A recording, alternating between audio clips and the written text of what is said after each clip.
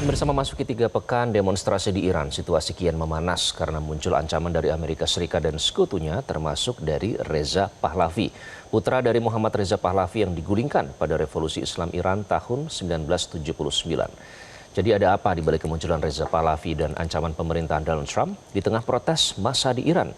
Kita akan membahasnya bersama analis hubungan internasional Tengku Reza Shah. Pak Reza, selamat malam. Selamat malam, salam dari Unpad di Bandung. Salam Pak Reza. Keterlibatan Zionis dan sekutunya dinilai makin terlihat, terutama pada saat kita melihat kemunculan Reza Pahlavi, Pak Reza, yang menyerukan protes besar-besaran di Iran, serta ada pernyataan Trump yang menyebut tidak segan menyerang Iran jika ada korban dalam demonstrasi. Bagaimana pandangan Anda, Pak Reza? Terima kasih.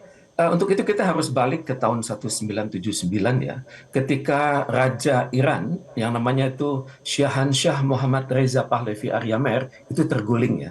Terguling karena sikapnya yang korup, kemudian tidak mampu berkomunikasi dengan baik dengan masyarakat Iran yang mazhabnya adalah Syiah Imamiyah. Mereka kabur ke Amerika Serikat dan sementara waktu kepemimpinan diisi oleh Abul Hasan Bani Sadr sebagai wali negeri. Kemudian dari situ akhirnya Ayatollah Ruhollah Khomeini kembali dari Paris ke Iran.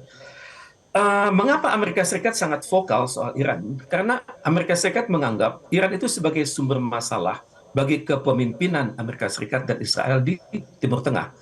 Karena itu kedua negara di atas sangat berkepentingan dengan jatuhnya pemerintahan Iran guna digantikan dengan pemerintahan yang pro-Barat.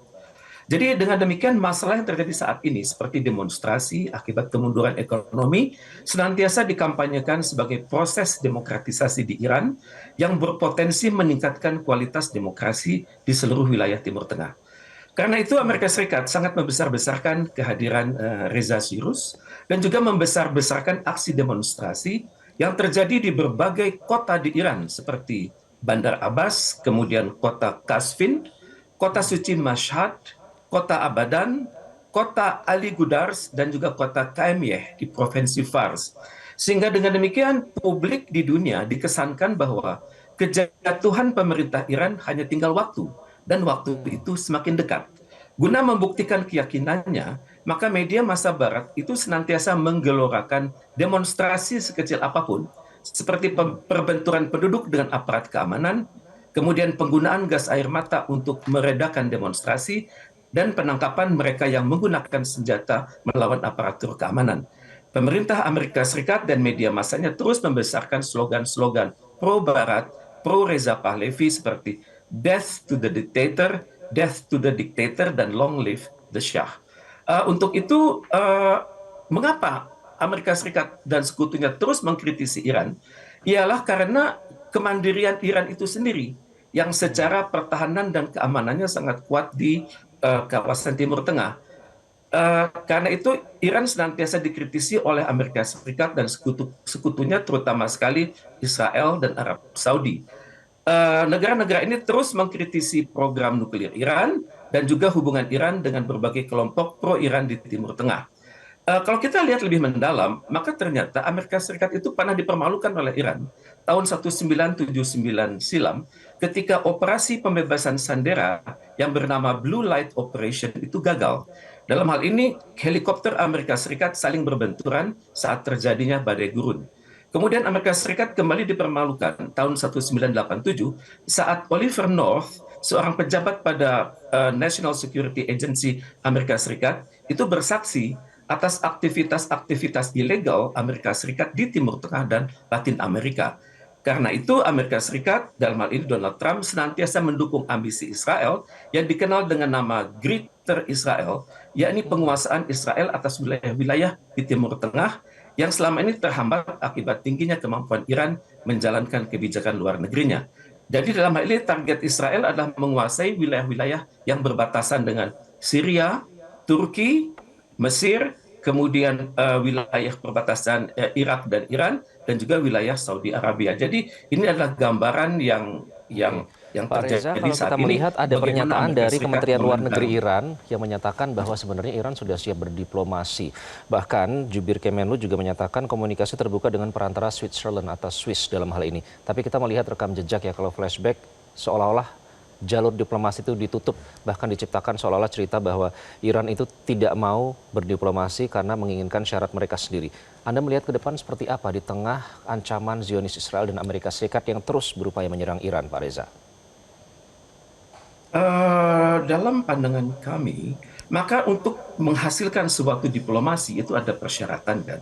Persyaratan itu namanya pradiplomasi. Maka untuk itu hendaknya masing-masing pihak menurunkan tensi kritik itu sama lain. Kemudian juga mengurangi atau meniadakan dukungan dari kelompok-kelompok di luar Iran yang berikhtiar menghancurkan pemerintah Iran. Terutama sekali yang dikritisi oleh pemerintah Iran adalah National Council of Resistance of Iran yang bermarkas di Paris dan Albania. Dan untuk itu setiap pihak Iran mengharapkan gangguan terhadap kami itu hendaknya ditiadakan. Dan tapi pada saat yang sama Amerika Serikat tentunya merasa kami dan kalangan Barat itu memiliki diplomasi publik yang luar biasa dan tidak ada yang bisa menentang kami. Dan seperti kita ketahui bersama saat ini Donald Trump senantiasa mengatakan tidak ada itu yang namanya hukum internasional. Yang ada adalah hukum menurut versi Washington DC. Jadi kalaupun diplomasi itu dilakukan oleh suatu negara yang namanya Swiss, ya tentunya Swiss itu harus membuktikan kepada kedua belah pihak bahwa Swiss itu mampu bersikap independen. Misalnya diperkenalkan dulu kepada kedua negara siapa itu wakil dari Swiss, kemudian juga bagaimana kredibilitas mereka tokoh-tokoh Swiss Pak ini Reza, di hadapan itu yang dikhawatirkan ya, karena Iran kemarin seperti Anda kutip tadi, Presiden Trump bahkan menyebut it's the era of American law, bukan international law lagi. Itu yang membuat analis pesimis dengan jalur diplomasi. Terakhir Pak Reza, mampukah Iran mengatasi masalah di dalam negerinya sendiri di tengah ancaman terus-menerus oleh Zionis dan Amerika Serikat? Yang diharapkan oleh kalangan anti-Iran adalah kejatuhan pemerintah ya. Saya perhatikan maka pemerintahan Iran saat ini, yakni Ayatollah Ali Khamenei, itu memiliki pijakan yang sangat kuat. Ayatollah sangat dekat dengan Presiden Mahmud Pezeshkian dan juga Panglima Angkatan Bersenjata Jenderal Amir Khatami. Kemudian saya juga perhatikan komunikasi mereka itu sebagaimana dimuat oleh media massa di Timur Tengah itu sangat baik, di mana pemimpin itu senantiasa berkoordinasi dan yang dikhawatirkan adalah campur tangan asing dan dengan semakin kerasnya aksi Iran memberantas terorisme di dalam negeri, maka saya perhatikan sudah terjadi banyak kegiatan, misalnya penangkapan atas tokoh-tokoh anti Iran di dalam negeri dan juga pengendalian atas satelit-satelit yang selama ini digunakan oleh masyarakat anti-Iran untuk berkomunikasi dengan pihak luar. Jadi sementara saya melihat pemerintahan di Iran masih stabil adanya. Oke, baik, kita lihat perkembangannya ya. Jika memang ada di jalur diplomasi dan kita lihat bagaimana pemerintah Iran mengatasi gejolak yang sedang terjadi saat ini. Terima kasih Pak Tengku Reza Shah sudah bergabung dengan Prime Time News. Download Metro TV Extend sekarang.